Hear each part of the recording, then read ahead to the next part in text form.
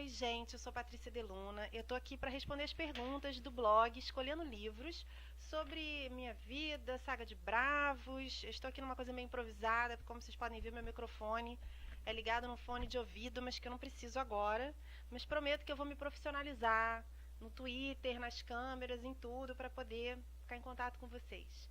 Então, a primeira pergunta é sobre como eu montei uma companhia de teatro com 12 anos, estudei, fiz alguns cursos e também como tudo que eu fiz influenciou para escrever Saga de Bravos.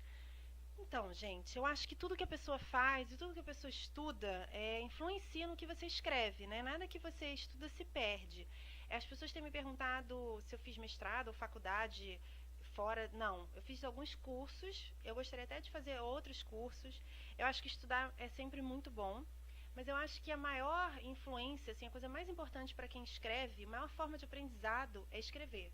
Quanto mais você escreve, mais você aprende sobre escrever. Quanto mais críticas você recebe, trabalha com os revisores, mais você aprende sobre a escrita, né?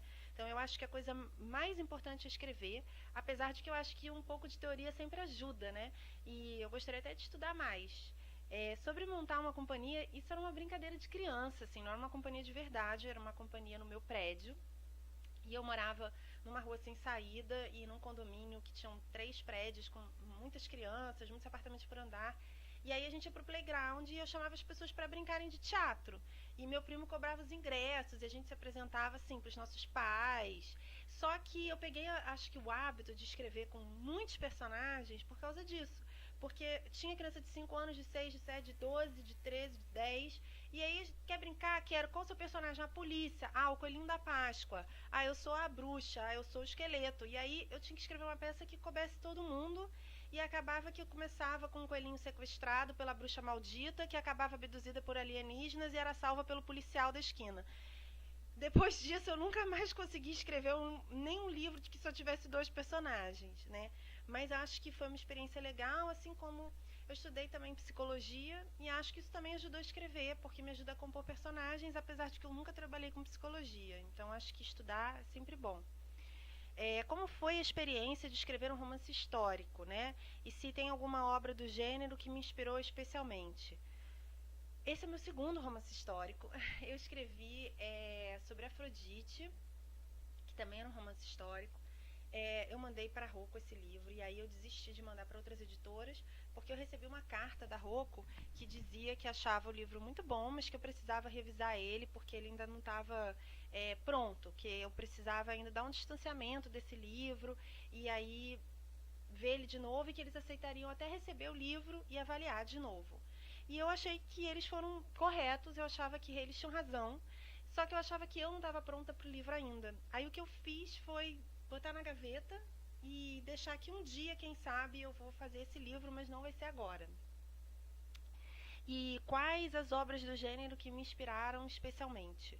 Então, as obras do gênero que mais me inspiraram não foram do gênero romance histórico. Eu li muito livro de não ficção, eu li muito livro de história, muito livro de arqueologia. Eu também comprei muitos livros no exterior. Eu estudei francês, mas me distanciei, perdi o hábito. Então é difícil para mim, é um desafio ler em francês, mas eu consegui. Eu fiquei lendo livros assim que eu leria em 3 dias, que eu li em 3 meses. Na França tem livros fantásticos de história sobre esse tema templários e sobre temas que estão relacionados à história que aconteceu na França, né? E você só encontra esses livros lá. Apesar de que aqui você também tem livros da Madras muito interessantes sobre templários, mas os livros que eu encontrei na França são assim, Twilight. Porque é como comprar livro de história do Brasil na Inglaterra. Pode até ter um ou outro, mas você vai encontrar muito mais livros de história do Brasil no Brasil. Então eu encontrei livros muito bons lá. Enfrentei o dicionário, porque eu queria muito ler esses livros. Eu acho que também na Inglaterra, em Glastonbury, tem uma livraria tão maravilhosa que eu acho que deveria ser assim, quem for à Inglaterra, não deixe de ir à livraria em Glastonbury, porque é sensacional. E os livros que tem lá sobre celtas e druidas, eu nunca vi em lugar nenhum do mundo, né? Então eu comprei muitos livros lá e aí em inglês já foi mais fácil para mim ler. E esses livros foram os livros mais importantes para mim. Também procurei alguns doutores que tinham feito doutorados sobre os temas em faculdades e li pesquisas de faculdade. Isso também me ajudou muito. Conversar com pessoas que pesquisavam o tema também, ou que vivenciam de alguma forma essa realidade. Tem pessoas que hoje em dia ainda vivem ritos templários, e conversar com essas pessoas também é uma forma de pesquisar, né? Conversar com as pessoas. E se alguma obra me inspirou do gênero romance histórico, eu gosto muito de ler.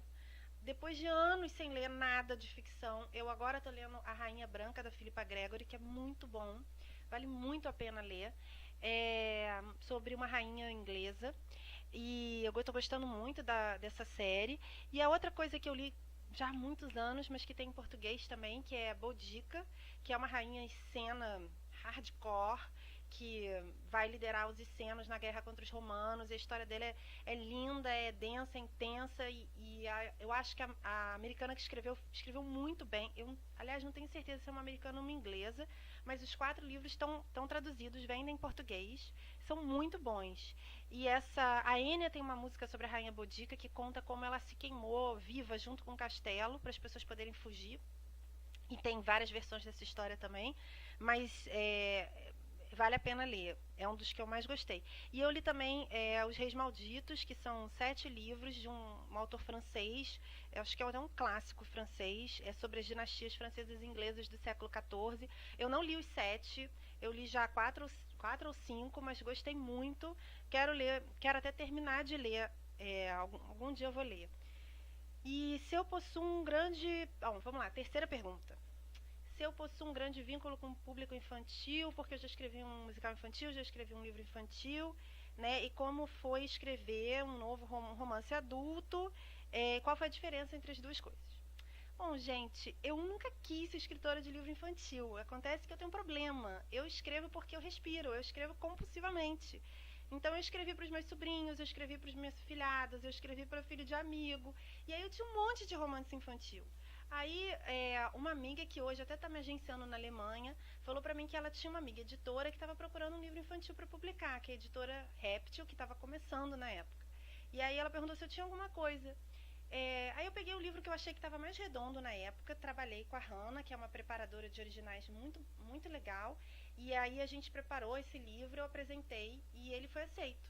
E aí foi meu primeiro livro. E foi assim que eu conheci a Cristina Oiticica, porque eu estava procurando um ilustrador para o livro, e eu por acaso fui acabar na página dela, não tinha nada a ver com estar procurando ilustrador, o que aconteceu na internet. Eu estava procurando um ilustrador para o livro.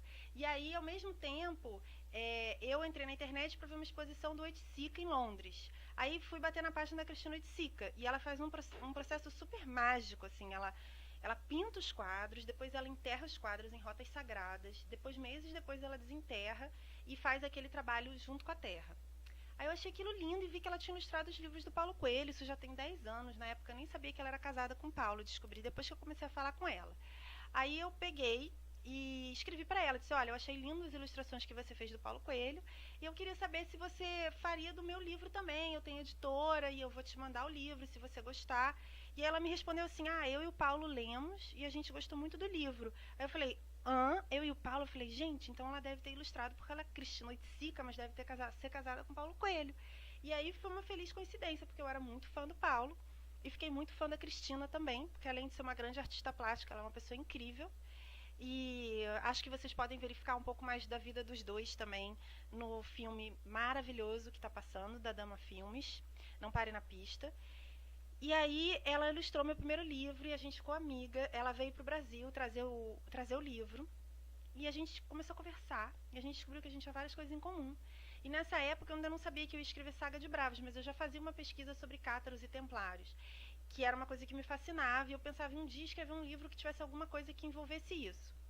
Aí ela me falou que ela morava no sul da França, nessa região cátara, e eu queria muito também ir na festa cigana que tem Saint-Marie-sur-Mer, que, gente, isso aí é outra história, que é a lenda de Santa Sara, que teria fugido com Maria Madalena, e tem uma igreja para ela. E eu falei, eu queria muito ir nessa festa cigana, que dizem que vem todos os ciganos do mundo, e eles dançam na rua com Gypsy King.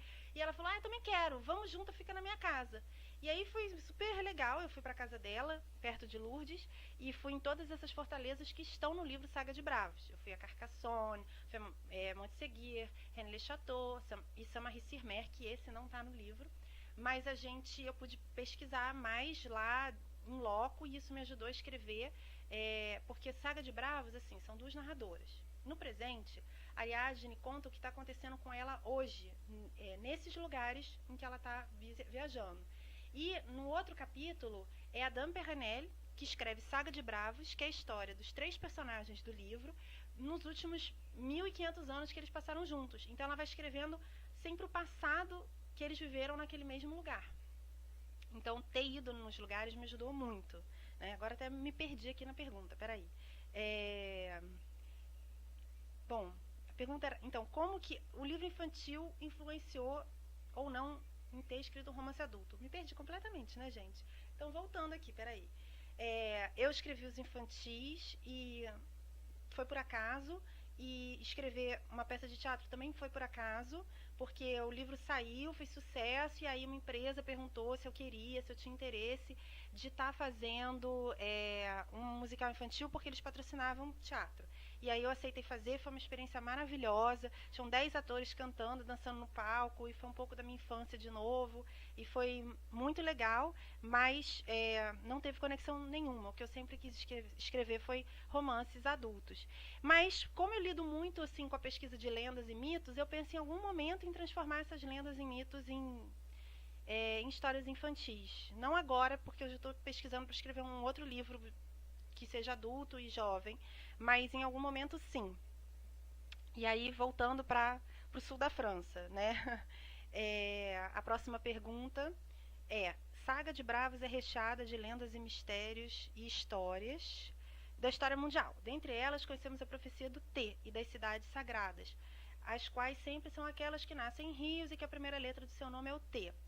São Paulo, por ter o rio Tietê, também seria uma cidade sagrada. Como você entrou em contato com essa lenda? Ai.